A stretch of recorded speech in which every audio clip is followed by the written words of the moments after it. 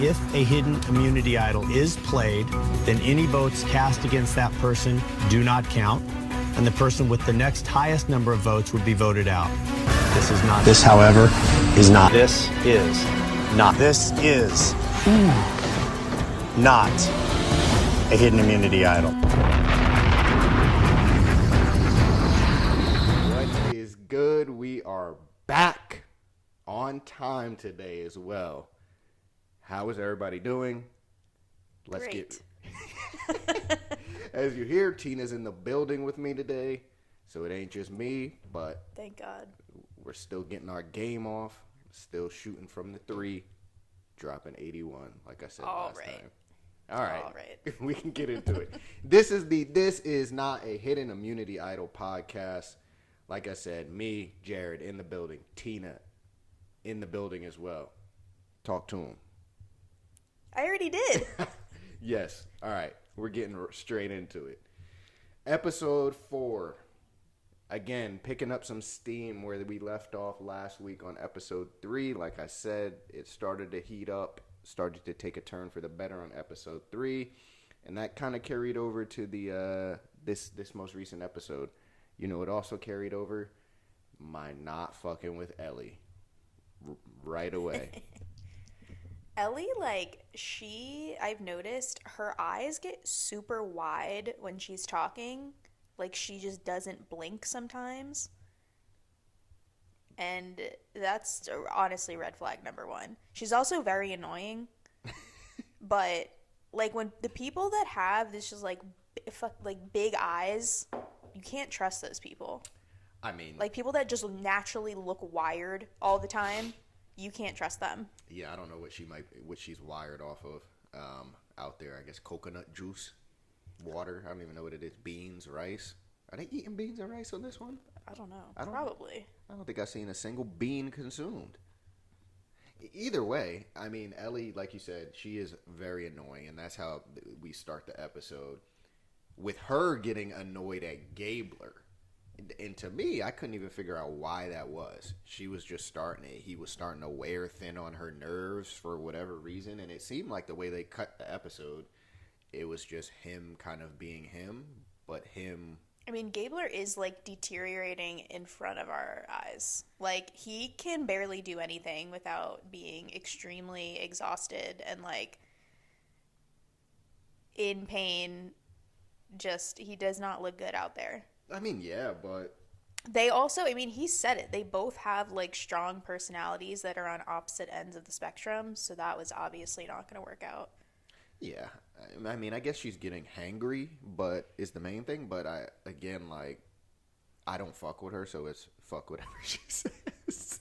I mean, yeah, I think, too, it's, like, it's coupled with the fact that she's already decided that he's the weakest link and think that she thinks she's, like, playing him because he's, like, too stupid to know that his idol hasn't expired yet. And so she's just like, she's waiting, like she's hungry to pull this big move. And so she's like letting, like, little things are festering because she's so ready to pull her big move off. She's in for a rude awakening because she's going to get got. I said it on the last one. As long as Gabler keeps his shit together and doesn't, like, go off. Yeah. Or, like, spill any beans. I mean, let's see if she's real enough to try to pull one of those. I wouldn't even say real dumb enough to try and pull one of those throw-a challenges because they're not losing. Yeah. So is she going to be, like, so fed up with him that she decides, hell yeah, let's throw the challenge so we can get Gabler out. And it ends up being her. Oh, my gosh, I'd love it. I'd love it if she tried to pull that dummy move and just got smoked. But, yeah. You know who's also really annoying? Who? Jeanine. I said it last time, but I'm glad you're here now. What's good with Janine's chin? I think she got it, like, scratched up in a challenge, and it just will not heal. Like, it's scabbed up, maybe? Because I just don't remember that in the first episode. I was saying, like, did she hop off the boat, like, with it scratched up or whatever? How'd they get to the island? A boat or a helicopter or something? Did she scratch it on that? Well, they did the boat thing where they all had to jump into the ocean with all the stuff. They always do that. I don't know. I don't remember seeing it in episode 1. I don't remember ever seeing it bloody For as big as I think there was a challenge. There was a challenge where I think it was noticeable. I think it was like, it may have been like episode 2. I want to say that happened in a challenge. Because I like specifically remember like when we were watching, I like noticed that like what the hell is up with her chin? Shit's looking crazy. She needs to get some. They need to fly her in some Neosporin or something, and like just. I mean, at least it's not getting infected. It just is scabbing. I mean, it's very distracting because she's also just like super annoying. So the fact that I have to stare at her chin now too is too much. Well, this is 2022 Survivor. If this was a handful of years ago, Jeff would have let that joint get infected. He would have. Let's not forget that one infamous season where people were literally falling out, getting infections left, right, and center. Yeah, because Jeff was on demon time that year. That was crazy. That was like despicable. That was like the height of Jeff's narcissism and like him being sadistic. I mean, that's what it was. He exposed how sadistic he actually is with that season. He said, "You want this meal, you gotta grind for it." It was that one. That was a different one. You gotta grind for that was death. A different one than the one where they had the Braun tribe and they like people were having to dig in the sand and like literally falling out. And everybody fell out. Or is that the same season? The season where it was Debbie. Yeah. I think that was the same season because Aubrey had an infection and Aubrey was with Sydney in that season because they made it pretty close to the end. That was the season with the Ultimate Warrior dude who was sprinting on him in jeans. What was that guy's name? Was it Caleb? Caleb. Yeah. And that was the the NBA player who was insane. Yeah, Scott Pollard. Yeah. Yeah, he was on that one. Okay, that whole one was the most insane one. Well, yeah, because people were literally dying. Jeff had 80-year-old people out there in the heat digging through the sand, and they for already 2 weighed. hours. Yeah, they only weighed 100 pounds to begin with, and he had them out there digging in the no sand. water. No water at all. Jeff used to make you grind for it, but yeah, I mean, like I said, if it was a handful of years ago, Jeanine's chin, that shit might be cooked, but I saw her with a bandage, so I guess he's softening up with the infections and the medical exits. But yeah, we get into now the reward challenge. Not much to write home about in the reward challenge itself. I thought it was a little interesting because they had to do the thing where they walked on the blocks. Yeah. I thought when I first watched it, I thought the blocks were going to be, when they had the little demonstration going on, I thought the blocks were going to be a little bit smaller than what they were. So I was like, ooh, okay, this might be kind of challenging. But when I looked at it, the blocks weren't that small at all. Obviously, it takes balance, but... I mean, I didn't really understand why this was, like, you had one person doing 2/3 of the challenge. Like, everyone who threw the blocks was the ones walking on the blocks, and then they also probably threw at the end to get it to balance on the thing, and then they rotated. But, like, literally no one else was doing anything.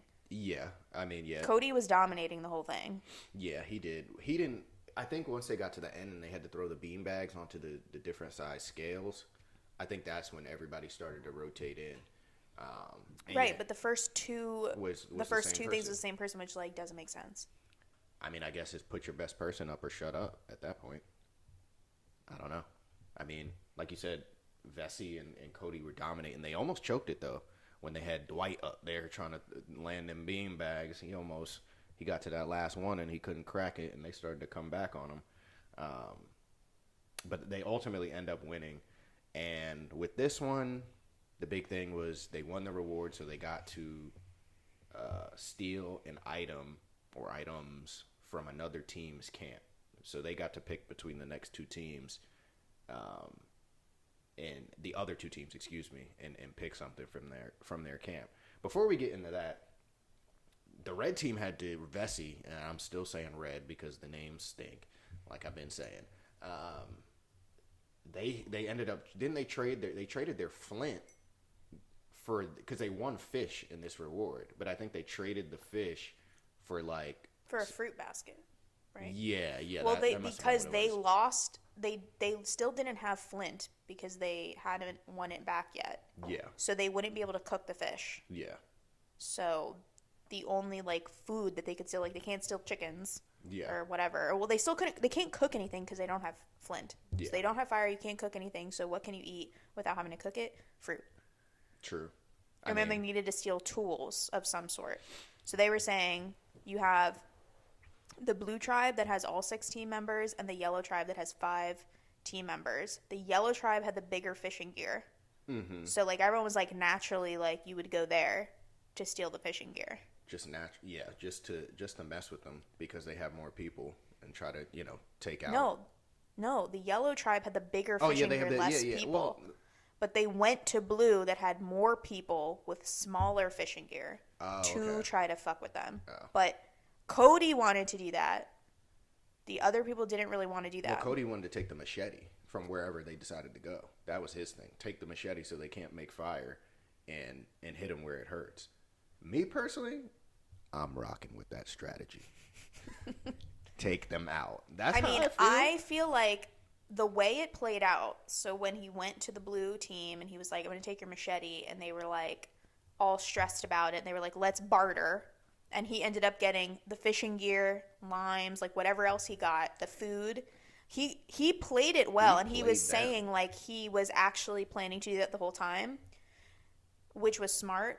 Obviously, my girl Carla sussed it out immediately. Yeah, Carla's good. But so she knew, but no one else really knew. Because they're dummies. Because they were just like, at least we still have the machete, which is exactly the type of mind game you want to play. What I didn't understand about the whole bartering process was it simply because he could say, okay, I'm going to take that machete, so it comes down to bartering, right? Like, it's like, okay, I guess that's what that is, right? Because he has whatever choice he wants. If he went there and he said, I'm taking your machete, I don't give a fuck about what you have to say. Because Jeff isn't saying you can barter with this man. Jeff is saying he has the choice to do whatever he wants. Right, but he's going there and doing that. Then he has 6 enemies come the merge. Literally all of them would be like, well, it's everyone for themselves anyway during the merge, and like, I don't really like you. So if I don't need to have an alliance with you, and they know he's one of the stronger people, so he obviously would have 6 enemies like off the bat. I mean, so he was saying that he approached it that way. Like, he was like, when you're in sales, you never ask for what you want at the beginning, which is true. You always have to be a little bit strategic because you assume there's going to be some type of back and forth. Yeah. So he ended up getting more stuff, and he thinks he like kind of fostered this decent relationship with people to have potential alliances in the future, because they feel like, thank you for not taking our machete, even though your tribe wanted to. Like, we really appreciate it, blah, blah. But Carla sussed that out. But nobody else did. Yeah. But then, so I think that played out well.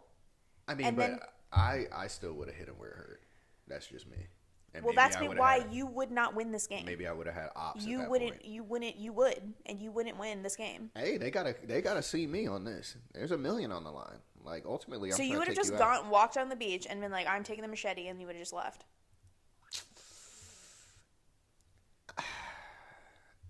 I mean, part of me would have been like, yeah, give me that machete. I see why what he did is smart. I see when I take a step back, but my first instinct would be to go for that machete. And again, hit them where it hurts. Like, now y'all are fucked. Make that like maybe that is exactly how he was thinking, and it just played into his favor, and he then just wanted to take credit for it after the fact. I don't actually know, but I think it was smart to not. It was smart. Take the machete and still end up getting equipment that you need. Obviously, like, he didn't trade the freaking machete for limes. I mean, he's not an idiot. He played them. He got way more than he should have. However, then we go into the immunity challenge, where Red again somehow dominates, but they are helping Yellow at the end. Yeah, I didn't understand that. The challenge itself, there was nothing to write home about. It was a bunch of puzzle pieces. Nothing too crazy. Big puzzle pieces that you had to set up. Well, so it was 4 puzzle pieces that made both a square or rectangle and a triangle. That would have fucked me up so hard. Like, I can't even, I wouldn't be able to see it. Like, these puzzle piece challenges are really, really hard. Yeah, the puzzles are definitely hard, especially as you're out there longer, getting more hungry, the heat, all of that. I mean, they don't make it easy on you with the puzzles at all. I don't know why, like Noelle though. See, I don't think the red team, they don't really like talk to each other. They don't talk strategy like at all. They're all very much like individuals because Jesse and Dwight aren't really in alliance anymore. Cody's always been by himself, and Noelle was always by herself. Well, Cody's, sort of with Dwight. Yeah, she's with Dwight now. But like they're still kind of all just four individuals. Yeah, because I don't know why they would have immediately after, because they obviously saw Cody came back with not the machete. Yeah. I don't know if he told them anything, but that move that they pulled. So we fast forward through the challenge, right? If anybody out there's looking for a recap, right? They have to go through it. They have to build the pieces. They have to actually carry some of to get to the final state puzzle part. You have to carry the pieces up it's like a rope, right? Like a rope ladder. Obviously, this dude Ryan for the blue team is putting the team on his fucking back, carrying pieces on his own, throwing them up. Oh yeah, I was gonna say Ryan though, like he's starting to, because he's the only physical person on that team, he's starting to slow down a little bit. Like he wasn't that fast in the. It's wearing on him. In the reward challenge, like he was the last one to get all the blocks off. Buff dudes ultimately always have a hard time because their body, deteriorating. Yeah, their body needs the fuel that they can't get. Except for here. Jonathan. Well, that's when even him though, like he was even saying it. He was even saying it. Like he was saying like I need X amount of calories per day. I'm like 240 pounds. But he was still going insane. Hey, that's when you gotta dig deep and grind. You want that meal? Grind. That's all I gotta say about that. But yeah, let's get into this nasty part, this nasty behavior by the red team. Coming from the bottom, where they have been stuck, I don't know what in the world they were fucking thinking. This is some of the most shameless behavior I have ever seen on this show. During the final puzzle, after they have already completed it somehow, right? I don't even understand how they got it. Because I thought they were done. I thought they were going to have to get another person. Because the way Blue came storming back, Coco, I thought Coco and Baca were going to beat them, a.k.a. Yellow. These red motherfuckers turn after they have finished their puzzle, kick it down, they turn and start helping the Baca tribe. Outwardly helping them. Yo, put it here, do it here. It was Noelle. It was Noelle and Dwight, too, was helping out. Like, why did they decide that they're... Like, is it because... So this is what I'm wondering, because we're not getting much of, like, the drama, like, at camp, like, if there's any, like, side chit-chat. So is it, like, they think Cody was trying to make alliances with Blue, so they're deciding if it's two of them teaming up with 5 yellow... Then they have 7, and the 6 blue plus Cody is 7. Maybe that's what they decided in their own. Like you said, they're a bunch of individuals, so maybe that's why they decided that. But that makes no sense in the grand scheme of things if you think about it, because both Dwight and Noelle have been on the little journey things where you get the advantages, and each of them have made connections with 2 people who are still in the game on the other 2 tribes. Dwight, it was Gabler and Carla. Noelle, it was Owen and James. So they still have people on these other tribes. But you want to have the first vote of the merge, you want to have the numbers. It doesn't matter who is getting voted, as you want to have numbers. So they're saying you have all the yellow. If they're claiming that they now have an alliance with the yellow team, they go into the merge with all 5 yellow people and them. Plus, now, if the blue team is now in the minority, those 2 people that they went off to the island with would come over and they would have the extreme majority. Because if you are in the minority, you are wanting to be the first one to jump ship to the other side. So those 2 people on blue already have a connection. Is that supposed to be some? I don't know. I don't even know if that is like what's going on, but that would be the only thing that makes sense. I was gonna say, is this their galaxy brain move? Because to me, it puts an unnecessary target on your back. Now everybody on blue is gunning for you. right? And there's no guarantee that everyone on yellow is gonna fuck with you. Like, when come the merge, yeah, you helped us that one time. But again, if I'm on yellow, first of all, if I'm on blue, I'm coming for both of them. I'm like, all right, it's on now. Like, the next time I see you, you're gonna have to see me because I'm trying to eliminate you. And if I'm on yellow, just me personally, I'm thinking, again, if I don't really know them or fuck with them, I'm gonna be like, thanks, but sorry, sucker. Like, you're gonna go too. Again, I see what you're saying, but I don't know if they had that intent. Like, were they smart enough? Hasn't Yellow also won more? Yellow's won like all of them because who you said blue has the most people, right? Yeah. Yeah, because yellow they had to eliminate somebody. Yeah, so blue has the most people, but which yellow naturally you would assume that they're like the stronger ones because they've at least always come in second. But they're not. Yellow is, like you said, yellow has won more. They have better stuff, and that was the thing with Cody getting to choose which camp to go raid from. Yellow has the better stuff. Everybody knew that. They had won all the reward challenges, like the number one reward. You know how Jeff splits in, gives people the shitty one and the good one. So, I mean, like I said, I see what you're saying, right? From a long-term thing, thinking about the merge. First of all, Red, you got to get to the merge, and y'all suck. They came back guns a-blazing. They said, now we're on top. That's part of where I'm just like, yo, sometimes it's this They said shit we have rigged. we have fruit in our gut, and we have Flint now, so we're a whole new team. Jeff had to save them because they're down to, 4 people now? He didn't want to get to a tribe split up too early. Like, if they had gone to 3, he would have had to cook that tribe, and they would have had to mix it up. He didn't want to get to that point at this point. He does every other season. There's always one tribe that gets down to 3. There have been the seasons that stick out. There's always there's a squad that is on a losing streak. It was Denise and Malcolm. They were 2 before they switched. This is true. I mean, maybe it literally got down to 2, and there have been plenty of other seasons where it's been one single tribe that can't get their shit together. Like, they weren't like a cohesive group from the beginning. They weren't one of the stronger ones anyway, and then they just went on a losing streak because they were outnumbered. Yeah, maybe. And had to play every single time. True. I mean, maybe he wouldn't have cared. Jeff doesn't care about anything. There are no rules for Jeff. Like, you think, as soon as you think he cares, he'll show you he doesn't. This is true. But that point, though, that's the other reason why this was super shameless and nasty, right? Because it doesn't guarantee that we're going from 3 to the merge. So say you do this and you help this yellow team. What if he he mixes the teams up again? So now you get green or so. Well, now it's going to be literally, they're going to mix up the teams and it's going to be all blue and Noelle. Exactly. That's what I'm saying. Like, yeah, it sounds good in theory. Like, in the long term, if we know, okay, you're going from 3 I was to just the trying to merge. figure out like what the strategy was because like that. It literally made no sense. So that's the only way I can like formulate. Like, that must have been what you were thinking, but I agree, it's way too early to do that.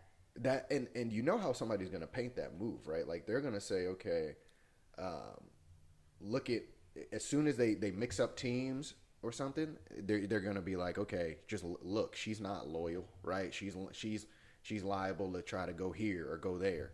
Yeah. They're gonna try to flip it on her. So extremely nasty. And the other thing that come out of that reward challenge that was extremely nasty was Sammy's Griddy. Dude. Everyone doesn't understand he's only like 19 years old. I don't.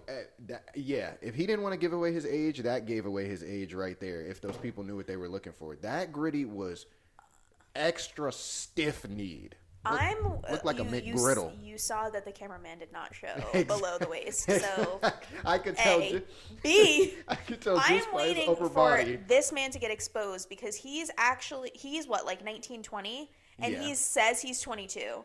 So in every season when there is someone under 21 years old, when you get to a reward challenge and there's alcohol involved, Jeff always makes it a point to say, and a Coca-Cola for you or something. So is he gonna say, like, because he's the only one that's underage, so is he gonna make the claim that, like, there is non-alcoholic for those, like, not of age, then he's gonna get exposed, and then everything is gonna start crippling from that point because nobody's gonna believe anything he's ever said. We'll see if he just plays it as like, you know what it's probably I like gonna an be old though? duels. Everyone is gonna be like accepting of it. That's what's gonna happen. He's gonna be like, oh, I didn't want you to underestimate me as a kid. And they're gonna be like, oh, it's okay, Sammy, we love you. Because everyone's way too, like, nice this season. Like, it's probably not even gonna be an issue. It probably won't be. I don't even know if it'll come up, like you said. Like, it'll. That's something to look for sure. Because, first of all, if they do it, is Jeff gonna say anything about it? He always makes it a point to say something. But will he this season? And B, is this kid thinking about that? Because he might clearly not. It might just catch him off guard, and he'll just be like, I'm Just sober. say I don't drink. Yeah, I don't drink. He won't even say I'm sober. He'll just go, I don't drink. Yeah. And it'll be like, dude, that's not believable. But yeah, don't ever let me see that dusty ass Griddy on my screen again. So from there, after the immunity challenge. At this point, as we know, Coco, aka Blue, they have lost, right? So now the pressure's on. We get back to their beach, and for the first time, this dude, little Gio, starts piping up, trying to make moves, trying to call shots. He immediately becomes a shot caller, talking about he wants to take Cassidy out. Cassidy, who we barely even knew was on it. I literally didn't even know who she was. I saw her last episode. Like, who is that? She has been a complete non-factor. Like, I literally thought there was only one blonde lady on it was just the blonde lady and Carla on Blue. Yeah, no, Cassidy is complete non-factor. Hasn't said anything until now. Until she gets wind that Gio's piping up about her, and. She only got wind of that because Carla, who, I'm not going to lie, I'm liking Carla a lot more and more every episode. Carla goes to Cassidy and tells her that Gio's on some power trip. So now Cassidy's gunning for Gio. Because Carla and James are both playing the middle really well. Yeah. I don't even know if James is really playing the middle. He was this episode, but I think the middle is Carla. The middle is Carla. Yeah. But I don't, does she... I think James... Is Carla's guy? Is more... Now he is. Yeah. He was with... No, he was Lindsay. With the girls. He was with Lindsay, Carla, and Cassidy. And Gio was Gio, Ryan, Carla. Yeah. So... Carla's with the shits. Carla's looking like the one. She just needs to be careful not to say too much. Yeah. I hope that her and James are on the same page and actually have an alliance, because she was really real quick to be sitting with James, and when do you want to finish describing? Well, yeah, no, you got it. Once the plan goes to, it now becomes okay, everybody look at Gio, right? We're targeting Gio, and out of nowhere, Lindsay starts freaking the fuck out. Yeah, she just starts going insane. She's like, that was too easy. Why is everyone still talking? And it's like, you have to keep talking, otherwise other people are going to get suspicious that it's them. Yeah. What are you talking about? Exactly. If you don't keep talking, then Lindsay and Gio are going to be suspicious. Yeah, I don't understand. I don't think I've ever seen a person freak out that bad for no reason at all. Like somebody who is clearly in the majority. Like, she was clearly cemented in the majority, and she just started bugging out. Like, the camera showed her neck was on chicken, going every which way. Back to what I was saying about Carla and James. Carla was so quick to be with James and say, I don't like that paranoia, should be flip, and make it Lindsay. And True. I was like, James, do you know James like that? Because in a lot of seasons, the person that says that is the one that actually gets eliminated, because the person they're saying it to decides to try to flip the script on them. Yeah. Well, I think she got away with it this time just because it was so obvious that lady was looking like she was wavering. Yeah. Like it was that bad. Like I definitely agree with what you're saying. Like if it had been something that wasn't as obvious and she immediately was just like, "Hey, you want to flip?" He probably would have been like, "Oh, you're flipping a little too quick." I don't know about him though. I can't tell. She's dragging him along at this point. I don't know about James. We'll see about him. She's definitely more strategic. Yeah, she is. And she's not bad at challenges either. So I guess it's safe to say that at this point, is she your favorite to win? Yes. Yeah, me too. I thought it was Jessie at first after that first ep, but after first 2 episodes, but after episode 3 and episode 4, I'm thinking Carla's got it. I could just see it too. I think she's got what it takes.